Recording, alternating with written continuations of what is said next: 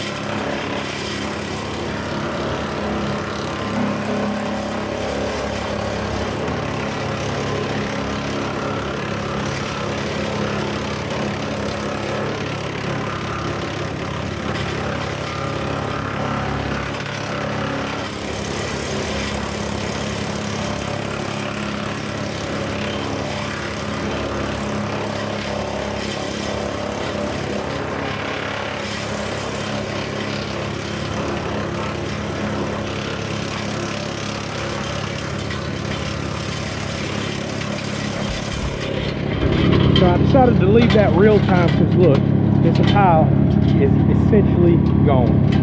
I would stick that stuff in there, but they got big enough wires. I'm gonna hit them real quick with the chainsaw. But that big pile that was there just a few minutes, it's gone. And it's turned into beautiful chips.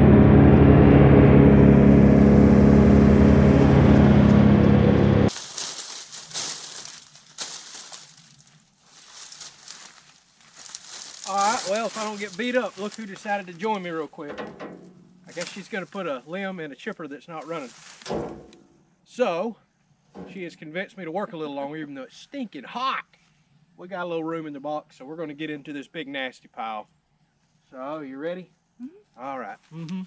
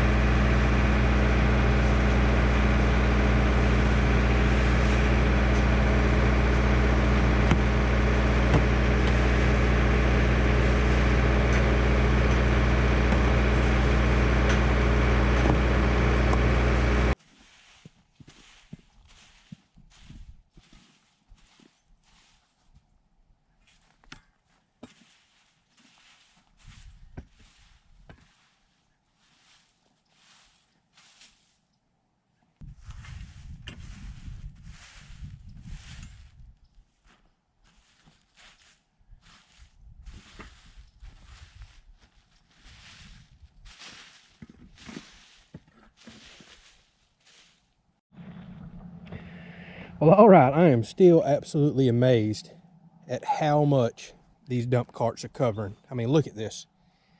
This is crazy. I don't even need a full dump cart to finish off this garden, but we're going to get several more from that cleanup job that we're doing, which is great, because I'll just keep layering this thick and try to use it for weed suppression, really knock down a lot of these weeds. And then we'll look at some ways to treat the weeds that'll pop up through a little later. There's a bunch of natural remedies that I really want to try first. So we're getting there. Yes, I'll admit, all the leaves in it does not look the world's best, but I was back and forth on if I was going to segregate all the tops of the trees from the bases out there, but that's more work than it's really work. We're trying to get that thing cleaned up out there, and I just don't want to make it take any longer cutting tops off and segregating all those different piles out. Plus, I'm still very curious that once these leaves start dying off in a few days or a week or two, they brown up, you won't see these green patches like this. I think it's going to wind up looking halfway okay. But the most important thing is filling in the low spots. It feels comfortable to walk on. It will provide weed suppression, especially the thicker that I put it down. It mulches in some of the stuff that we have in the ground, although everything's mostly in beds out here. And it gives us a nice surface to walk on. We're not walking out here in mud and dirt, you know, after a rain or whenever you're watering in the garden. So we're getting there. Like I said, one more dump cart and this thing is complete, but I'll probably continue to haul some out here and make it a little thicker and fill in some more low spots. And the rest of the wood chips will go down in the woods to start me a new compost pile for next year. All right, y'all, well, hopefully you enjoyed this episode. We've been running the chipper. That's been a highly requested piece of equipment to run on the channel. It is now the season, and you know, I've got it repaired since the tornado damage, so we're going to keep continuing to use it, putting it to work, and making this garden look better. And then I'm really looking forward to going ahead and starting some new compost piles. We've already got one that broke down nicely from last year. It was mostly wood chips, and I just added other material to it. It's pretty much ready to start topping these beds off. I'm gonna let it break down just a few more weeks. So I need to go ahead and get another pile started behind it. There's always plenty of limbs to chip around the property here. There'll be storm damage, all kinds of stuff like that. So if you have any questions about the Woodmaxx chipper or the tractor that's running it, drop me a comment down there. I'll be sure to ask. Like I said, it's a perfect package. You don't nowhere need the horsepower that I'm running, but if you have specific questions like that, ask and I'll be sure to let you know. So thank y'all so much for watching. We'll catch you on the next video.